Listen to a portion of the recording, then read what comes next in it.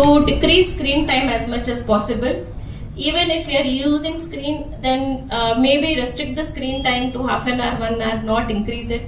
Play outdoors, which is something which has really changed over the past few decades, is not playing outdoor activities have decreased. So please play outdoor. Eat healthy food, reduce on junk food, and obviously get yourself checked every year once. Madam,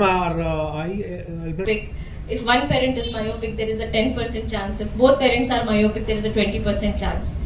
Except for that, also lifestyle, yes. As a cosmetic correction, we can do it at any age, till whenever the patient is ready. But why we insist on early squint surgery is, there is something called binocular vision and depth perception. Suppose you go for a 3D movie, then you can appreciate that when you wear that special glasses. In day-to-day life also we have that 3D vision, where we know if I am seeing the trees, I know which tree is in front, which is behind. So for this particular thing, we can only achieve this when we are using both our eyes. Okay, someone who has a squint at a time is using only one eye. So this three-dimensional or that binocular vision doesn't develop. The stereopsis doesn't develop well. So this is something the child will not come to know.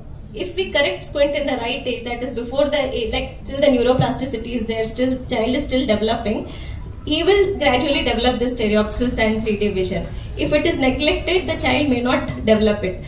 Day-to-day life, it may not hamper so much, but for some special professions, like if the child wants to become a pilot or even a doctor or a surgeon, this will be very difficult for the child. And also, if one eye is constantly squinting, that eye may not be used, and that eye may again go to a lazy eye. The vision may not develop at all. So that's why we always insist on early correction of squint. Not necessarily surgery. Sometimes squint can also be corrected with glasses, patching exercise. Depends on what kind of squint the child has. So first we